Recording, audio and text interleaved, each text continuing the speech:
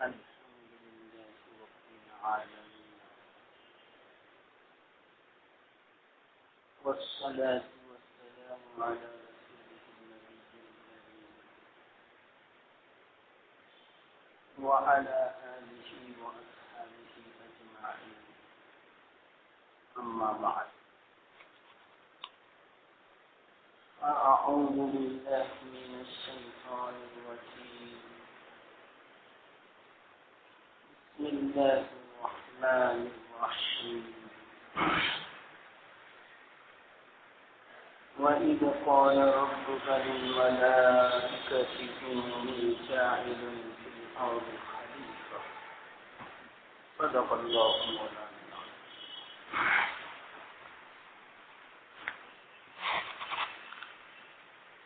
محترم دوستو،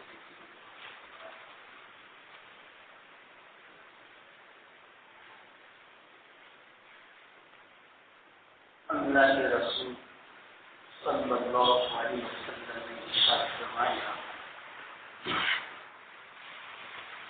کہ جمعہ کے دن میں بڑی برکت رکھی ہے۔ یہ دن گویا اللہ تعالی کا پسندیدہ ہے۔ اللہ تعالیٰ نے اپنے عبادت کے لیے خاص اس کو منتخب فرمایا۔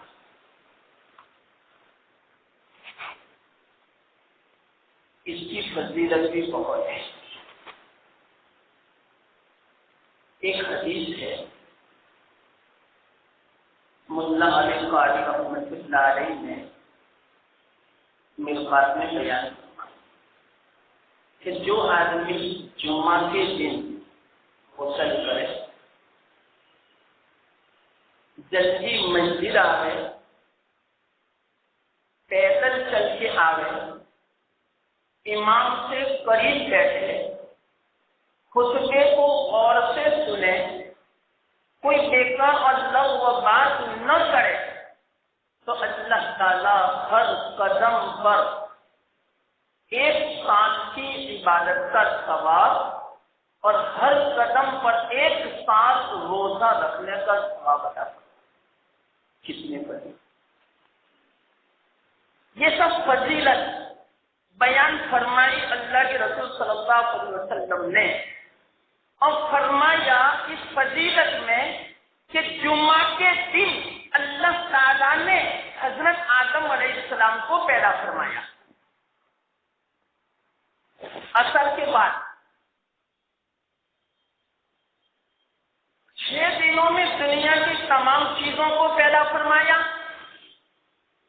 زمین، آسمان، درخت، جانور، سمندر، تمام چیزوں کو سنیچر سے لے کر جمعرات تک میں پیدا فرمایا، اور جمعہ کے دن حضرت آدم علیہ السلام کو، اور وہ بھی یاد رکھنا اس ہفتے میں نہیں جس ہفتے میں دنیا کی چیزوں کو پیدا فرمایا، بلکہ دنیا کی چیزوں کو 6 دنوں میں پیدا فرمانے کے بعد کئی ہزاروں سال کے بعد جمعہ کے دن عصر کے بعد حضرت آدم علیہ السلام کو پیدا فرمایا۔ یہ میں نے اس لیے کہا کہ اس میں اشکال ہو سکتا تھا، لیکن میں تفصیل میں نہیں جاتا ورنہ ہماری بات نہیں ہوتی، تو جواب دے دیا میں نے۔ اللہ کے رسول صلی اللہ علیہ وسلم نے ارشاد فرمایا کہ اللہ تعالیٰ نے حضرت آدم علیہ السلام کو جمعہ کے دن پیدا فرمایا، جمعہ کے دن وفات دی، اور جمعہ کے دن جنت میں سے باہر نکالا، اور اسی طرح اللہ تعالیٰ قیامت جو قائم فرمائیں گے وہ بھی جمعہ کے دن۔ یہ سب فضیلت ہے۔ اور حضرت حوا علیہ السلام کو بھی پیدا جو فرمایا وہ جمعہ کے دن، اور نکاح جو ہوا وہ بھی جمعہ کے دن، اور نکلنا جو ہوا جنت میں سے، وہ بھی جمعہ کے دن. اور آپ تعجب کرو گے، ایک حدیث میں سناؤں، عصر کے بعد جنت میں داخل ہوئے حضرت آدم علیہ السلام، اور مغرب سے پہلے تو دنیا میں آ بھی گئے. کتنا رہے آدم علیہ السلام جنت میں؟ روایت میں آتا ہے کہ چوتھا حصہ رہے، ایک روایت میں ہے تیہائی حصہ رہے. لیکن یاد رکھنا، دنیا کا چوتھا حصہ حساب کیا علماء نے کتنا؟ 250 سال. کیونکہ ایک دن آخرت کا دنیا کے 1000 سال کے برابر. تو 2.5 گھنٹہ جنت میں حضرت آدم علیہ السلام رہے، تو 2.5 گھنٹہ کتنا ہوا؟ 250 سال. اور وہ بھی کتنا؟ عصر سے مغرب کے بیچ. بس مغرب سے پہلے تو دنیا میں آ بھی گئے، عصر کے بعد تو اللہ تعالیٰ نے جنت میں داخل فرمایا، اور مغرب سے پہلے دنیا میں آ گئے. ایک روایت میں 130 سال کا آتا ہے، بس 130 سال رہے جنت میں. خیر، ہمارا واقعہ تو حضرت آدم علیہ السلام کے بارے میں چلتا ہے 5 جمعہ سے. الحمدللہ یہ 6 جمعہ ہے. تو اسی مناسبت سے یہ میں نے بیان کیا. جس وقت حضرت آدم علیہ السلام پیدا ہو گئے، روح ڈال دی، ان کو بنانے کا مقصد اللہ تعالی کا اپنا خلیفہ بنانا تھا. خلیفہ کس سے کہتے ہیں؟ نائب. کہ اصل میں دنیا میں حکومت، بادشاہت اللہ تعالیٰ کی، لیکن چلائے گا کون؟ اللہ کا نائب بن کر انسان چلائے گا. آدم اور اولاد آدم اس دنیا میں اللہ کی نیابت کرے گا، اللہ کے احکام کو نافذ فرمائے گا. اپنا حکم نہیں، اپنی بیوی کا حکم نہیں، اپنے بچوں کا حکم نہیں، اپنے پڑوس دوست احباب کا حکم نہیں. حکم کس کا چلے گا؟ اللہ کا چلے گا. اسی کو بولتے ہیں خلیفہ. اگر اس نے صحیح معنوں میں اللہ کا حکم چلایا تو یہ صحیح معنوں میں اللہ کا خلیفہ اور اللہ کا نائب سمجھا جائے گا، اور اللہ کا حکم نہیں چلایا تو یہ اللہ کا خلیفہ نہیں سمجھا جائے گا. اللہ کی مدد اس کے ساتھ شامل نہیں ہوگی.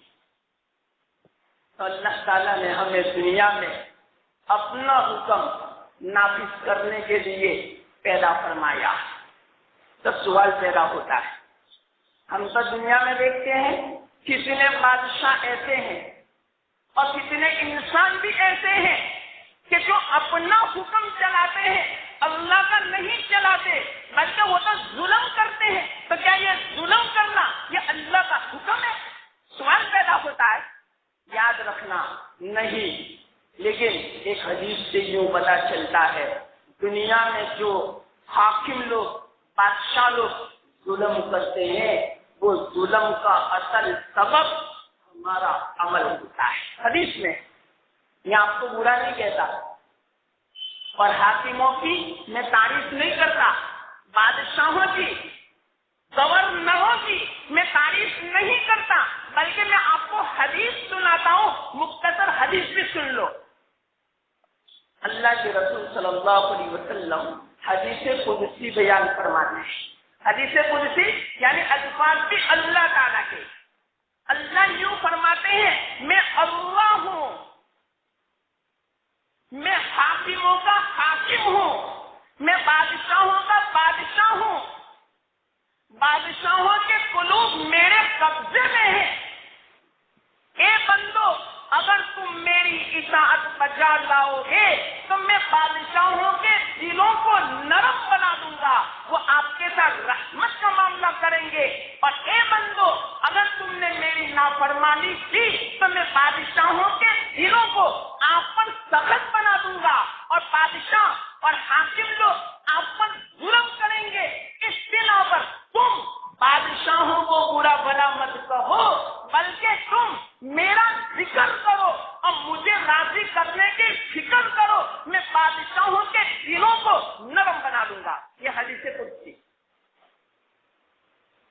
سبق سمجھ لیں اس سے آج کل کے دنیا کے حالات. آج کوئی انسان ایسا نہیں کہتا ہوگا کہ ہماری طبیعت کے مطابق حکومت چلتی ہے. کیوں نہیں چلتی؟ ہمارے اعمال کا نتیجہ. یہ خلاصہ ہمیں اللہ تعالیٰ نے اپنا نائب بنا کر اپنا خلیفہ بنا کر دنیا میں بھیجا تھا. ہم نے اللہ کے احکام کو توڑا تو اللہ تعالیٰ نے ہماری مدد بھی چھوڑی. خیر اللہ تعالیٰ نے ارادہ کیا تھا کہ آدم کو خلیفہ بنانا ہے تو فرشتوں نے اعتراض کیا کہ یا اللہ آپ آدم کو اپنا خلیفہ بناتے ہیں ہم موجود ہیں. اللہ تعالیٰ نے فرمایا آپ کو معلوم نہیں کہ میں کیوں آدم کو اپنا خلیفہ بناتا ہوں. آدم کے اندر وہ صلاحیتیں میں نے پیدا کی جو صلاحیتیں اے فرشتوں تمہارے اندر موجود نہیں. فرشتوں کی نظر وہاں تک نہیں پہنچ سکی جہاں تک اللہ تعالیٰ کی نظر. ایسے تو کسی بھی نظر نہیں پہنچ سکتی. جو اللہ کی جو حکمت ہوتی ہے اس حکمت کو کوئی نہیں سمجھ سکتا اللہ کے علاوہ.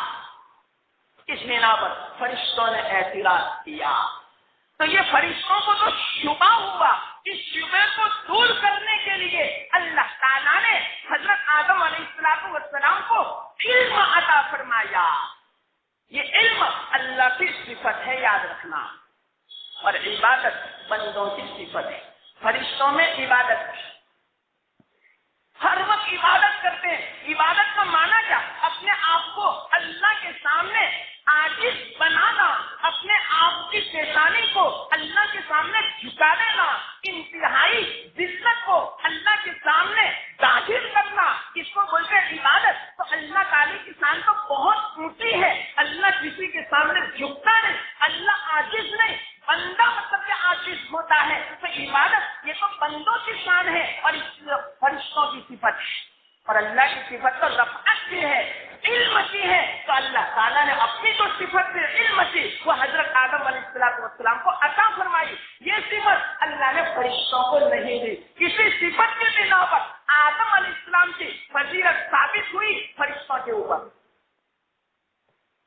اللہ تعالیٰ نے تمام چیزوں کا علم عطا فرمایا. آپ اندازہ لگاؤ صرف چیزوں کا علم عطا فرمایا. اگر کسی کو اللہ کی معرفت حاصل ہو جائے, قرآن کا علم حاصل ہو جائے, حدیث کا علم حاصل ہو جائے تو اس کا مرتبہ کتنا اونچا.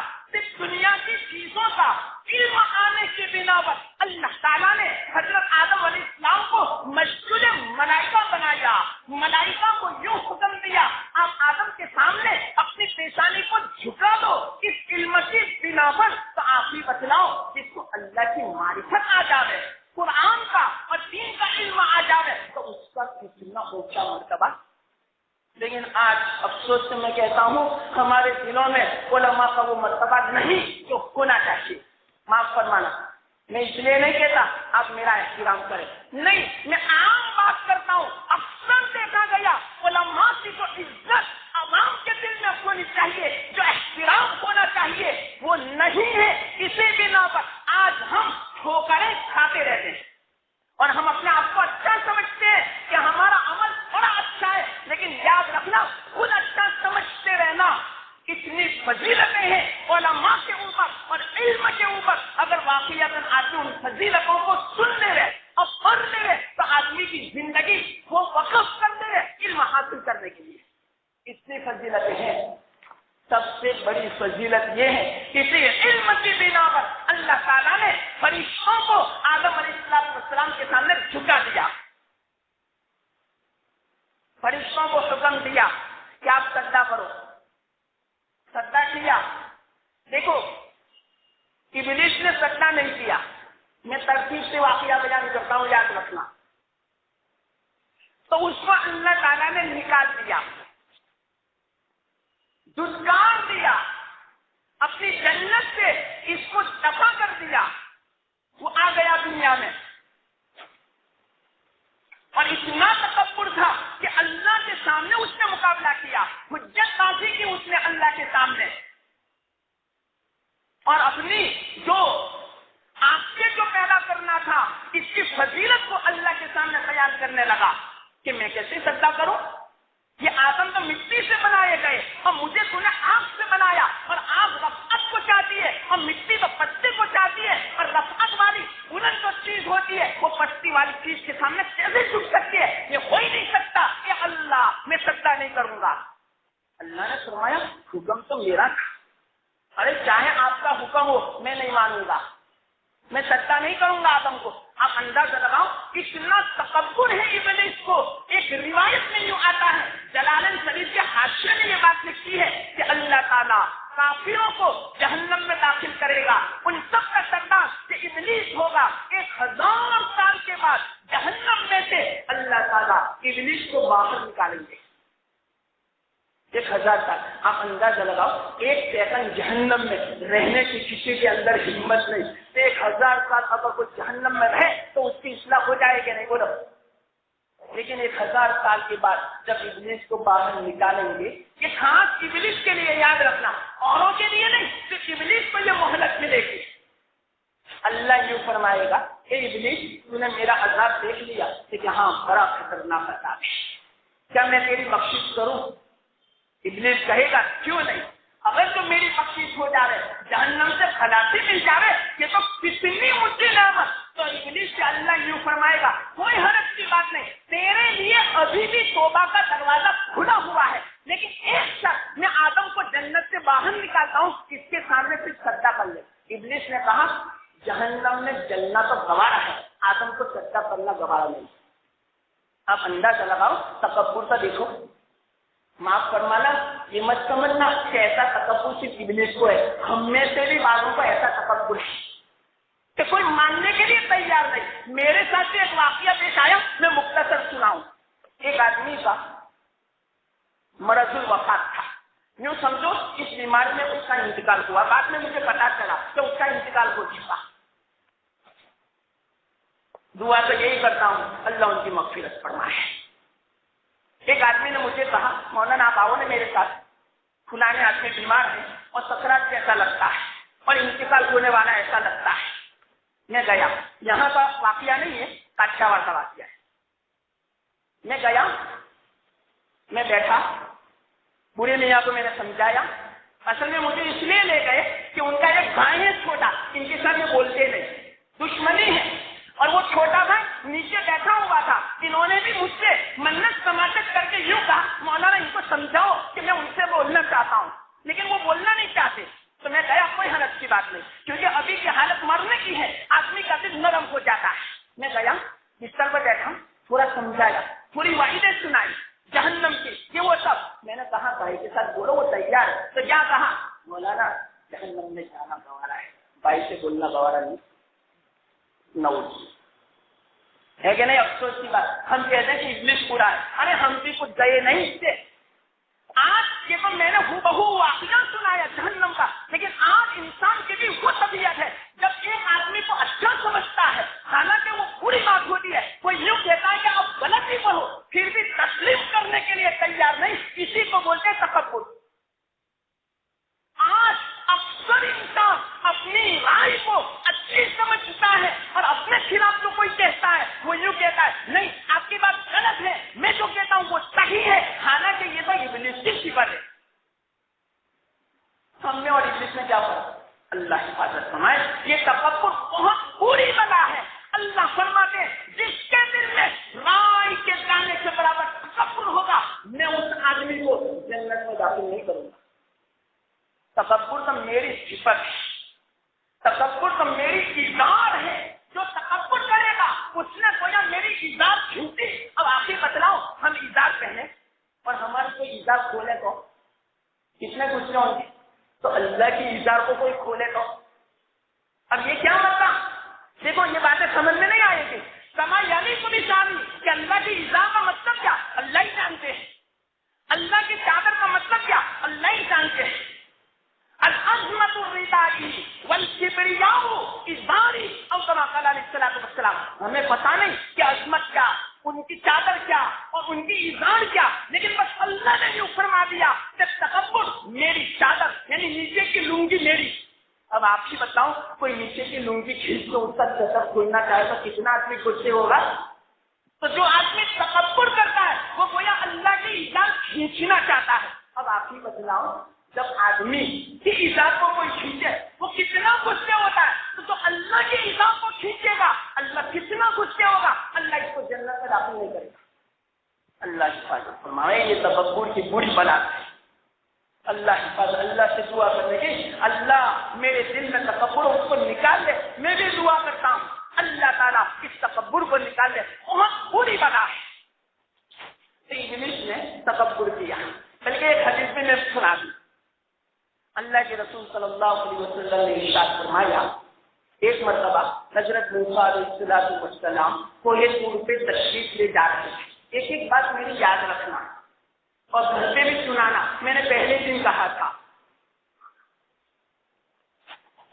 تو ابلیس راستے میں ملا. اس نے کہا یہ موسیٰ کہاں جاتے؟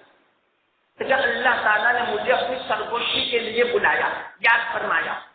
دیکھو ان کو جب اللہ سے ہم کلام ہونا ہوتا تو ان کو گھر سے کوئی دور پہ جانا پڑتا.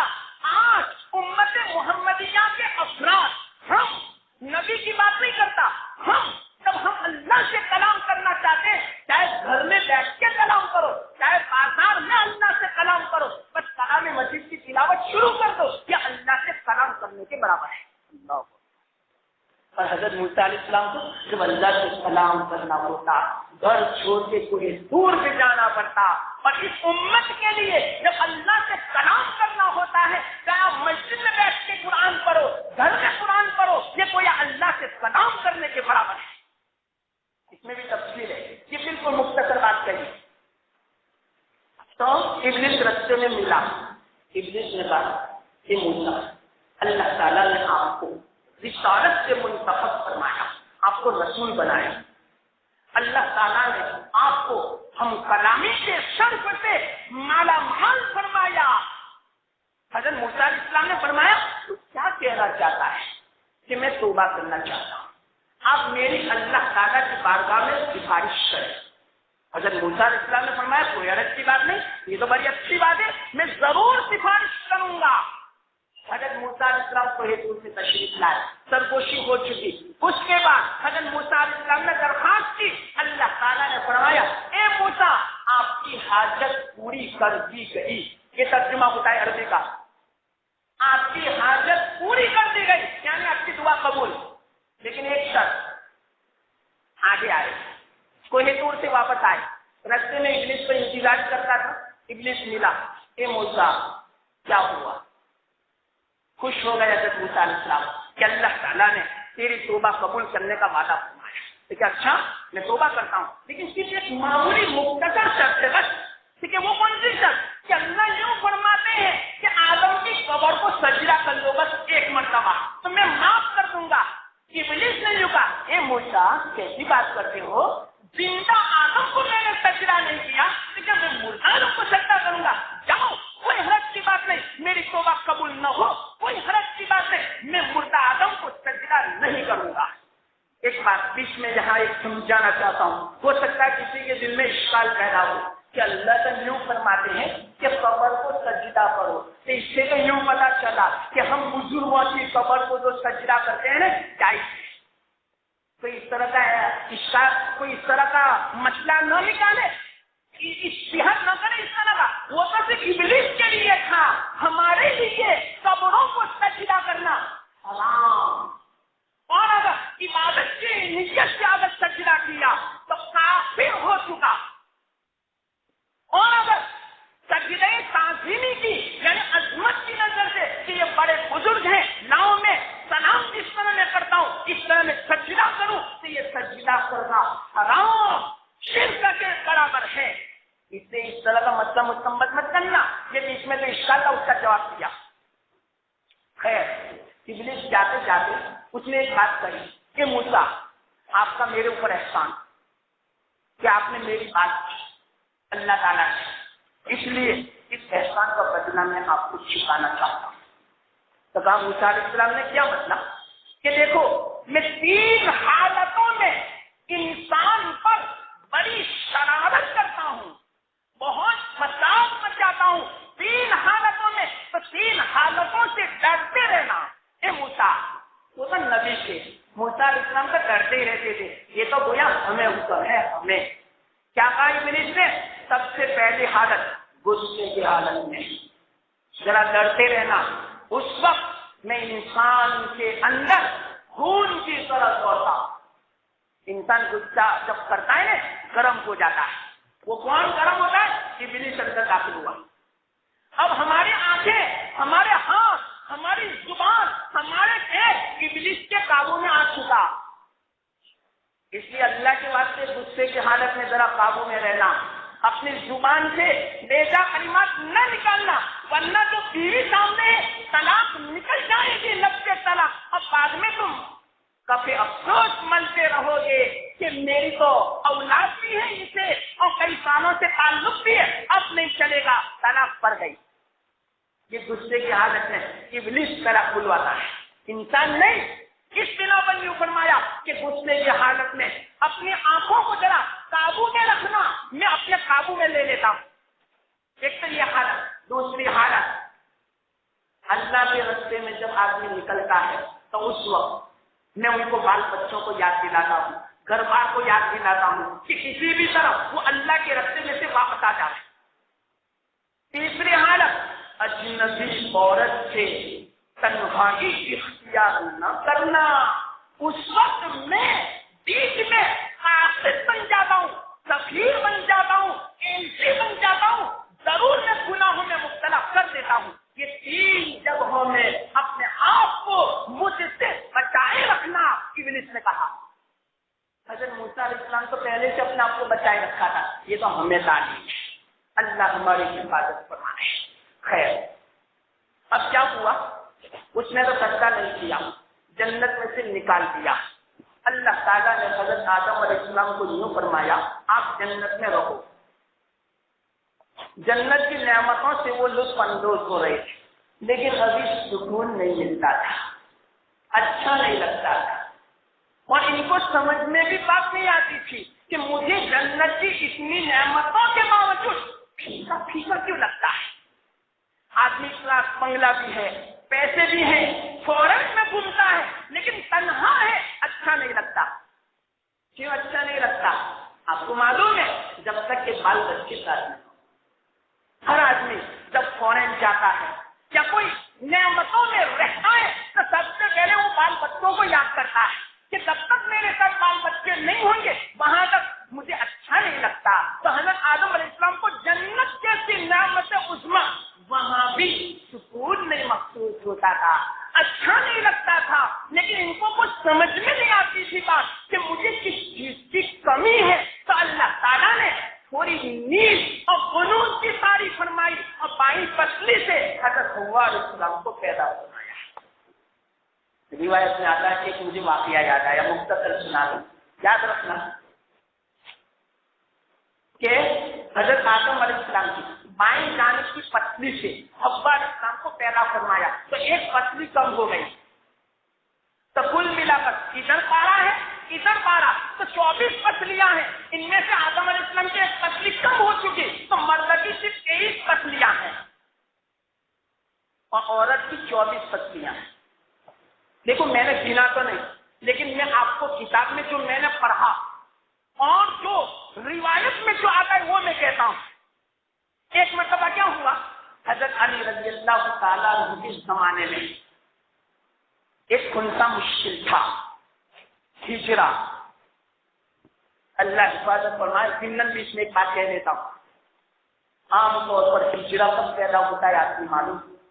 جب آدمی اپنی بیوی کے ساتھ حیض کی حالت میں جمع کرتا ہے، اگر وہ نطفہ ٹھہر جاتا ہے تو وہ خنثی مشکل اور ہجرا پیدا ہوتا ہے۔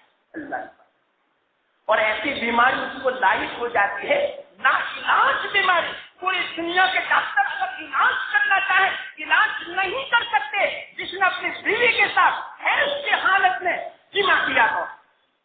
خیر، یہ تو بیچ میں ایک بات آئی، تو وہ ہجرا تھا۔